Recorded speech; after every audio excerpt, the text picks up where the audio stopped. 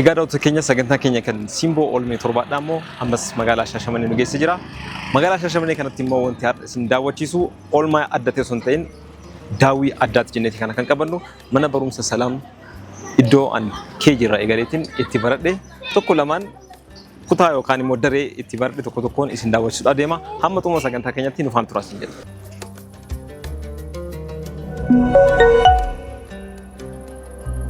Egaa daawwattoota keenya amma immoo mana barumsaa kana keessatti akkuma isin jedhe KG irraa kaaseetiin mana barumsaa kanatti kan baradhee jiru mana barumsa Salaam Shaashamannee jechuudha. Amma immoo waan ajaa'ibaa tokko KG iddootti baradhe isin garsiisuudhaaf. KG jechuun almost waggaa 20 wayi har'aan itti fakkaate. KG eessa bira akka taa'ee baradhe teessuma actually teessoo sun jiraachuu baatus garuu iddoo an taa'aa baradhaa ture ni yaadadha waan ta'eef wajji seenee daawwan akka taanu faana tura. Kun daree KG2 itti baranne keessaa isa tokko. Garuu immoo as biratti waan hedduutu jijjiiramee jira garuu waan nama ajaa'ibu teessoon kunniin kanuma dur turan jechuudha. Ajiib kunniinis teessa kanneen wajjin yaadannoo qabu jiran. Akkuma agartan bal'inni teessoo kanaatiif kan kana hedduu wal caalaa. Teessoon kun teessoo ispeeshaalidha baay'ee mana barumsaa kana keessatti. Teessoo hedduu ispeeshaalii hedduullee nama mijataa irra taa'uuf immoo hedduu dorgommii jabaa ture. Garuu immoo akkuma seenteen fulbaana ji'a jalqabaa teessoo kana qabatti taanan namni biraa teessoo kana jalaa fudhatu hin jiru. Kanaafuu teessoo ajaa'ibaa ture. Kutaa tokkoffaa kan itti baradhe as ture. Kilaasii yeroo sanitti kilaasii bareedaa ture amma garuu umriileen jaarreera waan ta'eef jijjiirama tokkotu jira. Kanaaf kutaa lammaffaa fi achi walitti isin deebisaa na faana tura ammas. By the way hedduu namatti tola mana barumsaa waggaa hedduu dura itti baratte gaafa deebitee dhufteetiin asitti daawwattu wallaahi waan hedduu nama gammachiisu qaba. Mee isin hundinuu mana barumsaa keessan KG irraa eegaltanii yookaan immoo kutaa tokko amata 15 yookaan 20 amata akkasii turtanii eegadeemtanii mana barumsaa san daawwattan booda fiiliingiin jiru hedduu bareedaadha. Hedduu immoo nama gammachiisa.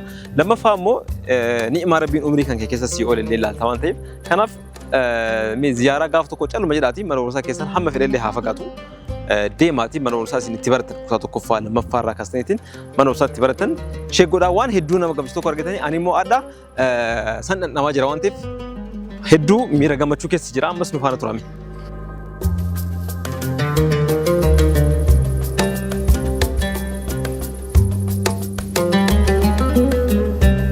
Wallaahi wanti hedduun jijjiiramee jira. Garaas na nyaachuu jira baay'ee daawwattoota keenya. Maaliif waan itti guddanne waan ta'eef iddoo kanneen hundayyuu ni yaadadha.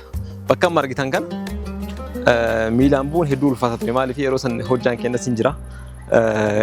Miilaan bu'uun ulfaataadha. Asirratti immoo yaadannoo ajaa'ibaa tokko qaba. Ni yaadadha barsaan tokko barsaa afaan Oromoodha. Maqaa yaamaa keenya ture. Maal akka I think akka dareetitti baay'ee adabbiin sun maal akka balleessanii yaadachuu baadhullee bakka amma kutaa tokkotti baranne irraa eegaleetiin jilbiibbiidhaan haga bakka kanaan nu fidee jira. Barsiisaa sanaaf barsaa afaan Oromooti barsaa maqaa nu yaamu. Waan hedduu dabarsinee as geenyeera jechuudha. Kun immoo kutaa lammaffaa kutaatti barannedha. Yeroo as baradhutti wallaahi dhuguma isiniin jedha naannoo kana taa'an ture. Iddoo kana taa'atiin baradhu ture garuu teessumni kunniin haarawaa. Yeroo san teessumniin mooraa kana keessa jiran kan beekamaan kan gubbaatti isin garsiisan teessoo ispeeshaalaayiz jechuudha. Wanni isaanillee kan bal'aadha. Kun achi booda galee gaafa teessumni kunniin galanis ni yaadadha ture. Maskootiin kunniin illee hedduu mudannoo ajaa'ibaa qabna. Akkanatti banamanii ni teenna. Yeroo ol kaan kanan nu argataa jechuudha. Mudannoo ajaa'ibaa qabna. Inumayyuu tokko kan buqqee ture tokko ture yeroo san mucaan tokkotti bu'ee ajiib. Wanni kunniin haarawa ture. Kunniin haara. Balballi duubaan maskootii duubaa warra godhaman kunniin haarawa foddaan kun nama baasa. Waan tokko immoo mudannoo tokko qabna kutaa kana keessatti. Yeroo san barattoonni yookaan immoo leekcharii warroonni baratan kolleejjii natti fakkaate. Eessaa akka dhufan garuu hin beekne yeroo sanitti dhufaniitiin nu barsiisan daree kana keessa jechuudha. Akka carraa ta'e immoo barsiistuun takka tan dhufte amantii amantii biraati. Yeroo dhufu maal gooti fakkii nu barsiisuudhaaf kan dhufte manni barumsaa kun immoo mana barumsaa musliimaati. Maal nu barsiisti fakkiin isin blackboardii kanarratti kaastu masqala ture. Masqala waan tureef nuti daree kana keessatti gamas dubartii ta'a gamanaan dura dhiiraatu ta'a. Eegas booda immoo masqalli waan haaroon nu dhufe waan ta'eef already qabsootti eegalle jechuudha. Maaliif masqala as keessatti arguu jechuun nuuf waan biraati waan ta'eef fakkiidha isin kan kaasaatu garuu gaafa masqala kaaftu maskootii kanaan baanee ni yaadadha. Maskootii kanaan baanee achi booda hundinuu waan ittiin baaneef adabamnee jirra. Kan nu adabillee barsiisama isin beektanii Ustaaz Ahmad nu adabe waan hedduu dabarsine daree kana keessatti. Kutaan lammaffaan kutaa A fi kutaa B'ti. Kutaan B'n kutaa afaan Amaariffaati. Kutaan A immoo kutaa afaan Oromooti. Nuti kutaa afaan Oromooti kan barannu. Barattoota kutaa afaan Amaariffaa baratin immoo akkana wal qabna. Fuuldura kana dareen isaan itti baratan yeroo sanitti hedduu ajaa'iba ture. Dareen kunniin immoo daree warroota gurguddoo kutaa sadaffaa hundinuu kilaasii tokko qaba. Lammaffaa, sadaffaa, afuraffaa ni deema akkasitti jechuudha. Akka carraa ta'e immoo daree kanatti barumsa barachuu koo ni yaadadha. Arabiffa jechuudha. Maaliif daree Arabiffaa kutaa tokko Arabiffaa yeroo barannu akaadaamii kutaa lama jechuudha. Maaliif kaalkuleeshinii isaa jira miti KG waan barannee nuuf Arabiffi rawdaa qaba. Rawdaa jechuun kutaa tokko sun seenin dura jechuudha. Akkuma KG dhaabaanitiin mana barumsaa kana yookaan guddicha seenneen kutaa tokko gaafa barannu Arabiffa kutaa 0 yookaan immoo rawdatul atfaal akkasiin beekama.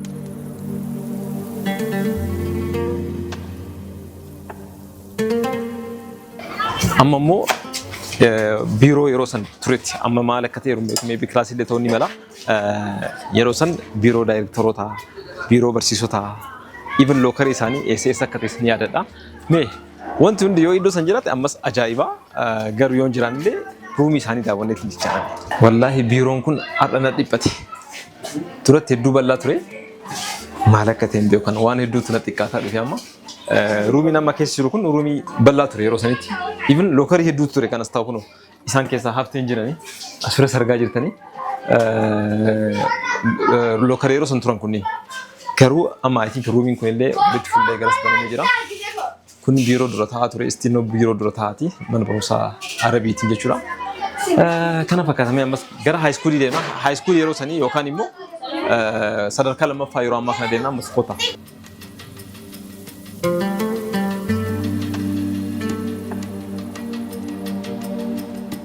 Amma immoo elementarii keessaa baanee jirra. Kun immoo mana barumsaa haayiskuuliiti. Haayiskuulii jechuun sadarkaa lammaffaa yeroo ammaa kana jechuudha. Gamoo nama argaa jirtan kun kutaa 9ffaa fi kutaa 10ffaadha. Haayiskuuliin gaafa jalqaba mana barumsaa Salaam keessatti gamoolee na duubatti agartan gamoo lamaan kanneen jalqaba ijaarameetiin isarratti kan eegalame.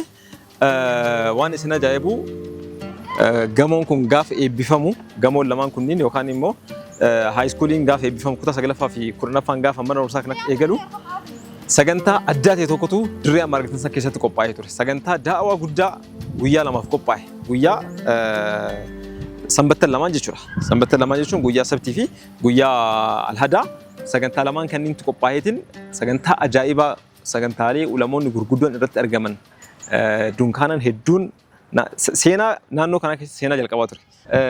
Daree kana keessatti amma yeroo san kutaa 9ffaa fi kutaa 10ffaa qofa ture amma immoo maaltu jira kan jedhu mindaawwan dhufaan ture ammas.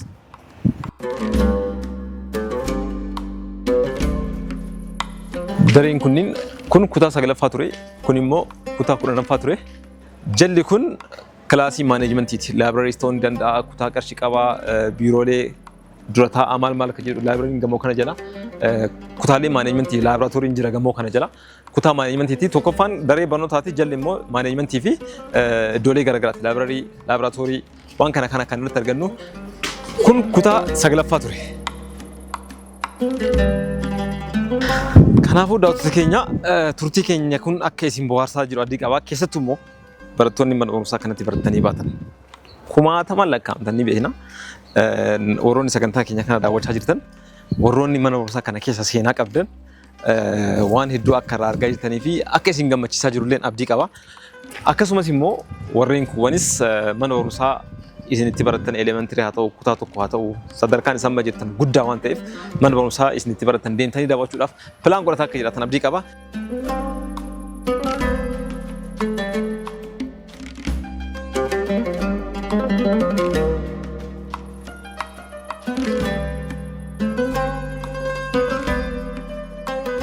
Egaa daawwattoota keenya sagantaa keenya kan oolmayaa yookaan immoo daawwii jalqabarraa eegalleetiin kilaasii keejiitti barannerraa eegalleetiin hamma kutaa 10 kan fuuldura jiru kana sadarkaan as baradhe jechuudha. Laallee jirra. Amma immoo durataa mana barumsa kana Ustaaz Suleymaan Baqqalee wajjin kan argamnu. Ustaaz Suleymaan jechuun mana barumsaa kanatti lafee dugdaati yoo jenne wallahi waan ol kaafnee dubbannee miti haqa isaaniiti. Manni barumsaa kun sadarkaa amma jiru kanarratti miila lamaan akka gad dhaabatuu fi sadarkaa magaalaa irra darbee immoo sadarkaa Oromiyaatti dorgamaa akka ta'uuf nama dhuunfaa fi maaneemantii isaa wajjin jiran wajjin ta'uudhaan shoora guddaa ta'uutaan keessa jechuudha Ustaaz Suleymaan Baqqaleen. Dabalataan immoo Ustaaz Suleymaan barnoota lamaan dabarsanii kana yaadadhu. Barnoota civikii fi barnoota ji'oogiraafii dabarsanii jiran hin yaadadha. Hedduu immoo jaalladha ture yeroo isaan dabarsiisan diipaartimenticha keessatti immoo ji'oogiraafiidhaaf ilaalcha bareeda akka qabaadhu kan naa godhan yeroo isaan dabarsanitti kun haqa baay'ee miidiyaa foo waan jiru osoo hin ta'in riyaalitii jirudha kan isinitti himaa jiru. Mee Ustaazni immoo maqaa isaanii silaa anu isinitti himee jira Ustaaz Suleymaan Baqqaleeti. Garuu immoo dabalataan histirii isaanii maqaa isaanii dabalataan immoo barumsa isaaniitiin wal qabateetiin eenyummaa isaanii nu erga himan booda waa'ee gara mana barumsa Salaamitti kan dachaanu ta'a qajeelumaan carraa isaaniif kenna. Bismillah maashaallah dursatti maqaa kiyya akkuma atu ibsite barsiisaa Suleymaan Baqqalaa cabsinaan jedhani mana barumsa Salaamitti barsiisaas Directoras hoogganaa waliigalaa yookaan General Manager jechuudhaanis dalagaa kan turee fi ammas dalagaa jira. Barnoota yeroo ammaatti maastarsii lammaffaa qaba. Degree University Haramayaatti kan baradhe Geography and Environmental Science. Maastarsii Dillaa University Sustainable Natural Resource Management kan jiruudhaan MSc qaba. Kanumaa jechuudha. Maashaallah. Mee mana barumsa Salaam akkamitti gara mana barumsaa kanaa dhuftan? Erga isin dhuftan booda manni barumsaa kun hedduu jijjiirama hedduu arginee jirra. Nuti asii barnee asii baanus naannoo kana waan taaneef hedduu beekna waa'ee mana barumsaa kana. Gaheen isin mana barumsaa kana keessatti qabdan illee gahee leencaati. Mee jalqaba akkamitti gara mana barumsaa kanaa dhuftanii? Dabalataan immoo gara maaneejmentii immoo akkamitti dhuftan? Yaa barsiisaan armaan duratti mana mootummaa keessa ture gara waggaa 3. Garuu immoo gaafa carraan mana barumsaa dhuunfaadhaa investimentii barnoota dhuunfaadhaa kun babal'atu gara mana dhuunfaatti transfer godhe. Mana barumsa Hawwii Bodoo kan jedhamu ture. Shaashamannee keessa naannoo Duwwaa Shayiitu ture manni barumsaa kun mana moodeela jabaa keetiin turedha. Achirraa hooggansi yeroo sanas turan namoota gurguddaa ture kan akka yoo itti ta'etti Directorri Muhammad Kaduu nama jennuudha baay'ee nama guddaa yeroo ammaatti Ameerikaa jiru. Isaantu na hawatani baay'ee na hawatani. Muhammad Kaduu sirriitti yaadadhan. Hawwii guddaadha. Isaantu na hawate. Achirraa mana dhuunfaa isaa kan dhiisaniitti bara 2000 millennium. Achirraatti gara mana barumsaa kana kan dhufee weessanitti barsiisummaadhaan dhufee akkuma atuu jettee fi ilmaan guddisne waan ta'eef ilmaan san keessaa tokkodha. Geography illee civic illee waggaa baay'een barsiise naannoo gara waggaa 10 jala barsiisee jira. Samboodha turtii keessa normaalii jalqabuma fresh graduate godhe ta'eet amala waa xiqqoo isii walitti qabuudha waa gaa'eedu gochuu kana waan jiruuf barsiisaallee ta'ee paartii maanajimentii ture Salaamittis ta'ee saniin durallee. Gaaf kan muuxannuma sanarraa kan kaa'ame 2007tti manni barumsaa kunis NGO irraa wayita gara boordiitti jijjiiramedha. 2006 gara boordiin bulutti jijjiirame. Boordiin amaanaa kana fuudhanii akka daayirektaraattis akkasumas immoo akka jeneraal maanajarittis lachuu bakka tokkotti natti kennanii. 2007 irraa hanga dhaatti olmoos gara waggaa 10-11 tajaajila lachuuyyuu hooggantoota biroollee of jalatti qabadhee tuman itti aanaa daayirektoroota dameelee adda addaa ramadeetu of jala qabadhee tajaajiluudhaan adda geenyirraa jechuudha. Maashaallah. Mee manni barumsichaa kun almost erga hundeeffame waggaa hedduu almost gara 30 ol natti fakkaate. 1987 naannoo sanatti fakkaata. Kana jechuun immoo barattoota hedduu oomisheetiin as keessaa kan baasee jiru manni barumsaa kun warroota sadarkaa gurguddaarra jiran barnoota isaaniitiin hoggan isaaniillee warroota sadarkaa gurguddaarra jiran ikoonomiidhaan illee warroota sadarkaa gurguddaarra jiran namoota hedduudha oomishee kan baasee mana barumsaa kuni sadarkaa biyyaattis haa ta'u even sadarkaa addunyaatti illee jiraachuu ni malanii sadarkaalee garaagaraarra jiran walii qabuu keessatti mee wanti yaalameeru jira laatan akka gaafiitti. Dhugaadha manni barumsaa laamni erga hundeeffamee gara waggaa 31 akkas naannoo san 1986 jira ragaan barreeffamaa nuti harkaa qabnu. Garuu immoo seenaa manguddoonni Hasan irraallee saniin durallee akka dhaabbateetiin jiru ofishaal hin taane malee keessattuu naannoo masgiida guddicha Araadaa Alii kam jennu kanatti bu'uurri isaa akka ta'e garuu immoo ragaan barreeffamaa ittiin beeknuu fi ittiin arginee dubbisnee harkaa qabnu bara 1986 erga sanii naannoo waggoota 30 oliiti jechuudha akkuma ati kaastetti. Kanaaf turtii hanganaa keessatti barattoota 10,000 lakkaaman hedduu kan biyya isaanii hawaasa isaanii bin addunyaadhaaf waa gumaachan hedduu oomishee harkaa qabaa waan jedhu amantaa qabna. Kun gumaacha guddaadha. Kana keessatti kun kan argisiisu hawaasa baay'ee oomishuudha, lammii baay'ee oomishuudha, sammuu baay'ee hayyoota baay'ee oomishuu isaati. Hayyoonni kunniin ammoo bakka adda addaatti biyya keessaa fi biyya alaatti illee faffaca'aniiti anummaanuu kan beeku turtii umrii kiyyaa keessatti anummaanuu kan beeku baay'eedha biyya keessaa fi biyya alaa irrattis. Kanaaf osoo hayyoonni kunniin ammoo karaa adda addaatiin platformii miidiyaa adda addaatiin qaamaanis yoo danda'ame immoo haalli itti mana barumsaatti itti dhufamee seenaa keessa dabarsan kana bakka itti baratan kana sadarkaa inni irra jiru sadarkaa gaafa duraa ture osoo wal bira qabaniiti ilaalanii wanti jedhu yaada bareedaadhaan illee waan keessa jiraati. Manni barumsaa kun yeroo ammaa kana hedduu istaatatiin isaa hedduu bareedaadha. Mee isaan wal qabatanii wanti nu dabarsan maalidha? Hawaasni kennallee akka beekuudhaaf. Bareeda. Yeroo ammaatti sadarkaan manni barumsaa irra jiru relaatiivli baay'ee fooyyeedha baay'ee gaariidha waan jennu qabna. Fakkeenyaaf waggoottan kurnan darban kana sadarkaa inni itti deemeetiin jiru maali yoo jenneetiin ilaalle indikeetaroota adda addaatiin yookaan agarsiisota adda addaatiin ilaaluu dandeenya. Sanniin keessaa tokkoffaa baay'ina barataati. Fakkeenyaaf hangumaan ture qofaatti hangumaan akka hooggansaa ture qofaatti yoo ilaalle 2007 gaafa mana barumsaa kana hoogganaa ta'eetiin fuudhuun naannoo KG irraa hanga kutaa 10 qaba. Barataa 698. Garuu ammatti bara 2018 kanatti naannoo barataa 2,400 olii qaba jechuudha. Kun baay'inni barataadhaa hangam akka dabale argisiisu tokko. Likkima kanaan hojjetaanis kan dabalu. Gaafsan hojjetaa gara 48tti hadda hojjetaa dhaabbataa qofa hojjetaa gara 95 olii qaba. Partaayimariin alatti jechuudha. Kan biraa agarsiistuu isaa kan jettuun misooma jiruudha. Misooma lafarratti argatu kana yoo laallu daree dabalataa daree gurguddaa lama ijaareetiin jirra 2007 dallaa aboo kanatti mul'atu kana wayita keessanuyyuu qoree natti fakkaata akkas ture asii hanga olitti meetira dheeraadha gara akkanatti argitan kanatti mooraa isaa haala ijaaraatiin ijaarame konkolaataan qabu ture yeroo ammaatti konkolaataa mataa isaa konkolaataa lama qaba tokkoffaati barana binne konkolaataa ammayyaa baankii hijiraa waliin ta'uudhaan sunis baankii keenya asumaanuu galateeffachuu barbaada. Hawaasni illee akka tajaajilamu barbaada yoo beeksisa dalaguudhaaf sagantaa kana illee hin qabne garuu ammoo waan kenna waan ta'eedhaaf nuu bitee tajaajilamaatiin jirra. Isaanii walii galuudhaan isaa wajjin dalanna waan ta'eef miliyoona gara 1 konkolaataa haarawaa binnee itti fayyadamarra konkolaataa lama qaba. Agarsiiftuun isaa hedduu jechuudha. Kun kan agarsiisu sadarkaan mana barumsaa guddaadha. Mana barumsaa kana keessattuu immoo dhuunfatti illee haasaa turre qabxiin barana kutaa 12 qabxii guddaan akka eegamuudha inshallah kan isaan nu himani rabbiin waan hunda laafisee barattoota as keessa illee laafisee qabxii isaanii ol kaaseetiin mana barumsaa keenya kana rabbiin ol nu haa kaasu jedhaatiin du'aa illee goonaa fi isin illee du'aadhaan mana barumsaa kana hin dagatina.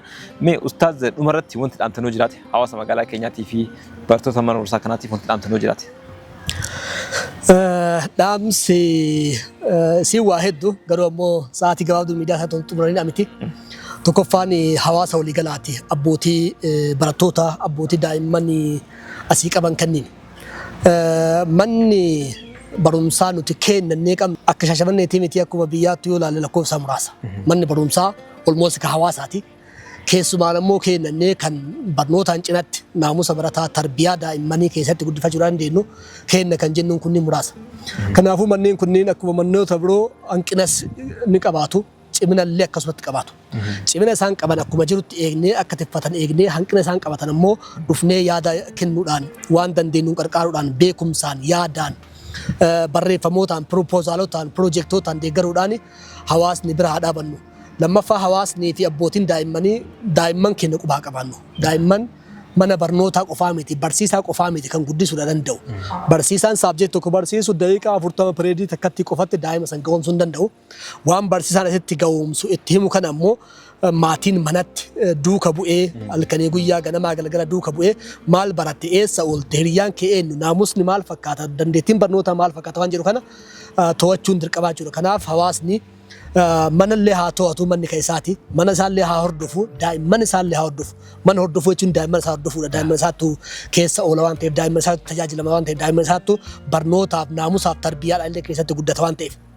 Lammaffaan barattoota barattoonni asitti guddatan filatanii dhufan mana kiyyaa jedhanii dhufan wayita filaneetiin dhufna immoo salaam yoo jennu maqaan isaatu nu argisiisa nagaha akkuma mana nagahaa mana salaam jennu kana barataan dhufullee barataan nagahaa barataa kaayyoo manni dhaabateef kaayyoo uumameef beekusan ta'uu danda'uudha qaba. Kaayyoo rabbi nu uumeef kaayyoo gurguddootu lafa jira. Kaayyoo gurguddoo lafa jirtutu jira. Kaayyoo namoomaallee tan qabnus jira. Kanaafuu tan uumamaan rabbi ittiin uumeefillee tan akka hawaasaatti tan akka lammiitti tan akka barataatti nurraa eegamu kaayyoo hunda isiituu nama bahuudhaaf ta'u dhaloota bahuudhaaf ta'u dhaloota baachuudha danda'u akka ta'u barataafillee asumaanii dhaamsa dabarsa. Kana sirraa hafee qaamonni adda addaa amma duratti waamicha goone kunneen nu duuka bu'anii nu hordofanii komii jirtu nuti akka hawaasaatti dhaga'uu baachuu malla.